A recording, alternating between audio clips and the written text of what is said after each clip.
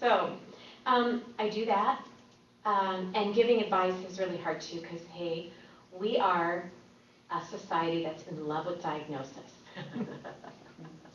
We love to have our stuff diagnosed and then treated, a treatment designed for us, and then it's fixed.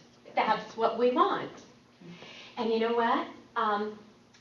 A lot of times there is no diagnosis, or there's so many multiple diagnoses. We get packages on the people that we're going to intake into our organization. And we get, stacks this high of all of their medical history by the time someone comes to us. A lot of times they've had a lot of things going on for them. So the medical history and all these different doctors have written about them and given them this diagnosis or that diagnosis, this medication, that medication, whatever. And then our job, at least as we see it at Hospice at Anchorage, and we're led very wonderfully by a licensed clinical social worker, Allison, who's just an expert at this. Our job is to take all of that and put it in one of those boxes somewhere, farther behind kind of box, just sitting here, and then go in and meet this person exactly where they are. Get to know them now. And you know what? That, a lot of times we meet a person that we didn't even recognize from this pile of stuff. Completely different person. If you've ever been treated like your disease as your disease, oh yeah, you know what I'm talking about. And it's interesting, even if you know somebody really well, that's when occasionally you need to just kind of stop and pull back and say, wait a minute, I'm just going to be totally present for them for a minute and see if I can find out something new. Because everybody has something new. I was amazed. What was it I learned? I can't remember what it was. But Rick, a few months ago, remember when I said to you, you like that? I had no idea. 31 years of marriage, close to 33 years of being together, best friends. We talked all the time. And there was something he suddenly came out of nowhere with. I'm like, since when? And it wasn't a change. It was actually from his history from long ago, and he'd always loved it, and I just never noticed. So how do we expect that we could understand somebody else in a few conversations? We can't. We just can't know each other that way. So we're not our diagnosis, and assumptions make absolutely no sense. People none of us are one diagnosis individuals. Yeah. People grow and change every day. I want to tell you about the Buddha woman and the giggler. That, again, I have like fun little names for my volunteers. And I just trained a couple of them last year that I just love. They're fabulous people. And the Buddha woman is actually a practice manager for a major medical group. She's very, very organized. And I knew that she was Buddhist and that she did a lot of practicing and contemplation and all of that. I also knew she did Healing Touch, which is a really neat, I don't know if any of you have heard of Healing Touch. Have you had any, how about Reiki? Anybody heard of that? Yeah. It's basically, the basic concept is that you're sort of moving the energy around a person, just very close to the body, and it helps relax people. And you don't actually touch them. And you don't actually touch them, although most of the people who do Healing Touch for us at the hospice, because folks love it from all walks of life. They really love it. Most of them will do a little bit of touching. They'll do the grounding thing, and then they might do a really light. Most of them have a little bit of massage background too. Some of them are actually massage therapists who do a mixture. People just love it. I found that little 2.5-year-old, who is not in the hospital, by the way, my little grandchild, she's out now and she's fine. But I took care of her a few weeks ago, and Rick and I couldn't see straight for the night. We kept her and her 14-month-old sister for 2 nights. I can't believe it. I got 4 hours of interrupted sleep both nights. So it was amazing. But at one point in time, she woke up and she was so upset, and she was standing in her bed and stomping and going, and I said, Evelyn, honey, lie down. Can you lie down? if you lie down, I'm going to turn away a little bit, but if you lie down, I'll talk to you, okay? Okay, try lying down. So she slowly, went to her knees and laid down.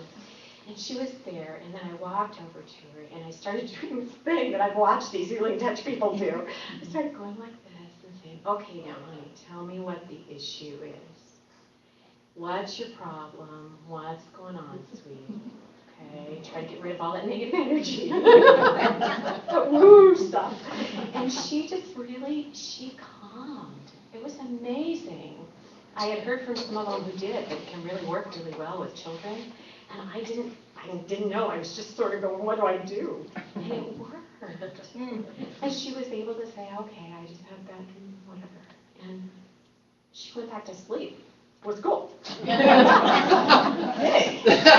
So anyway, the Buddha woman is really, really neat. I love her. She's just one of those, you've met those people who are just so calm that you just feel calm in their presence. You just automatically go, yeah, she's one of those, just gentle, always lets you be you, almost always practices the perfect communication style. I don't know how she does it, but she does. So that's who she is. And then in the same class, I had the giggler, who just found everything humorous, gently, fondly humorous, just a loving person, loved to engage in conversation and enjoyed things. Well, what I had was we at Hospice Vanquish, we have all kinds of folks that we care for, and some of them actually have had some pretty intense pasts. We've had people who have just been released from prison. We have people and we found a place for them to live, and then we're caring for them because they're in the stages of dying, that kind of thing. And we got the referral for this man who's just lovely, that we just love, and is in a beautiful place in his life now, but has a past that's huge.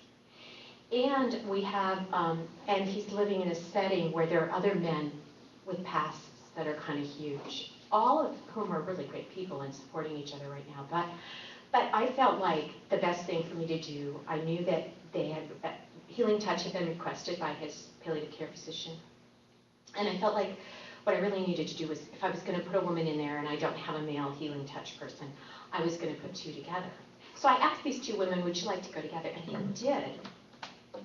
And they are just amazing. They're fabulous, this fabulous team, caring for him and doing the things he needs. Well, what's interesting is they decided they liked working together. So recently, I had a woman who wanted Healing Touch. She's a much older woman. She's Catholic-based, Hispanic Catholic-based. And everything that we heard about her was she really wanted to try the Healing Touch, but that her Catholic faith was really important to her, and that she's kind of a traditionalist in a way, that sort of thing. So I brought them in. They said, okay, we'll go do this together. And they decided they wanted to do it because they don't want to be alone anymore. They love being together when they're helping someone. So I said, but she's Catholic, and neither of them had mentioned anything about Catholicism.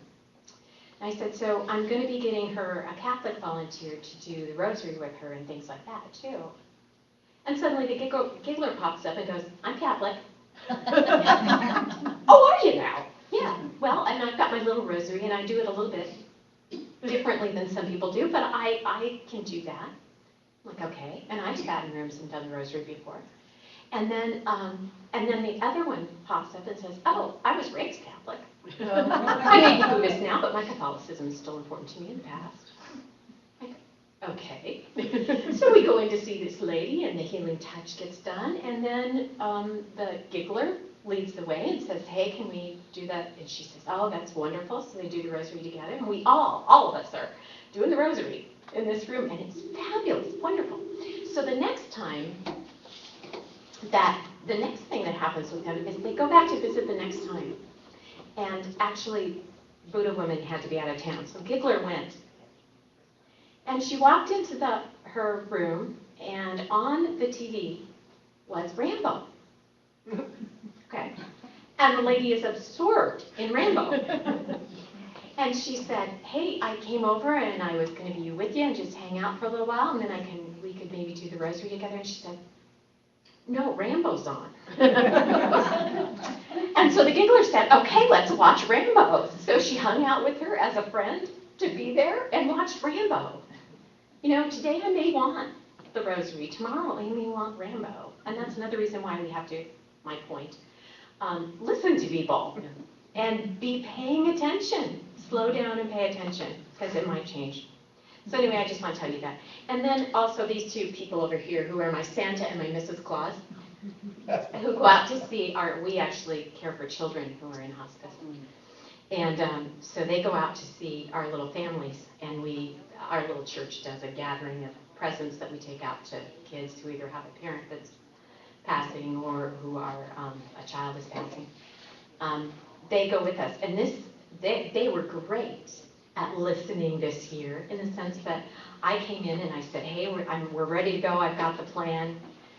And I said, but I've been real busy today because we have somebody, an adult woman who has no family or anything in the hospital, who is actually, they're telling her she's going to pass within the next few days. And first thing Elliot says to me is, well, does she want to see Santa?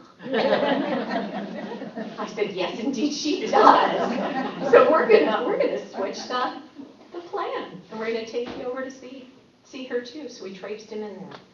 Okay. So really, just listening and patience and attention, those are the keys. Being patiently attentive to people. And you know this. We all know this. This isn't anything new. It's just that we don't take time for it. So, let's see where we're at. Okay. I'm not sure about this group. You know, my volunteers, I have practice at this point. Let's do, first I want to read Help Me to Remember, which I think kind of sums it all up. The branches, I also want to say this, the branches are all different on the spine, and bring your best fruit to the table, but don't force feed your fruit to others. An important one to me too. Okay, so help me to remember. Help me to remember that there is little I need to say and a lot I need to hear. Help me to remember that sometimes the most important thing I can give is simply my presence, and sometimes nothing more is even wanted. Help me to remember that all my education, all my training, and all my experience must always be secondary to my presence. Help me to remember, this is my favorite part, that I must accept and re-accept and re-accept and re-accept the uniqueness of the individual before me. Help me to remember that I am not here for me, I am here for another. And that's from a book called Spiritual Healing. Okay, so I don't know if I want to make us practice, because I think that can be kind of awkward in a group like this. But I think what I would do is challenge you as you go through this weekend. You're going to be spending some time doing some things with each other, to just think in the back of your brain and say, okay, for one moment here, I'm going to try just being present to someone else as opposed to conversation. Because conversation is what we normally fall into. And if you can try, in the next few days, just saying, okay, I've done this sometimes, but I want to just really think about it and try to just be present to someone else and listen to them. And maybe even if somebody starts being present to you, actually open up to them and talk. Tell them what you're thinking and feeling. Okay. So I'm not going to make you practice. Besides, we've got a beautiful day out there and we want to go see Alaska, don't we? Okay. But I do want to go someplace else with it. So what I wonder is, can we bring this attitude, this compassion for each other, this presence with us into meetings? Can we do that? Now, wait a minute. I think about this, and this is partly, we're learning this, and we've learned these kinds of strategies to help people who are in pain. But then again, how many of us are in pain in this room today? We answered that question earlier.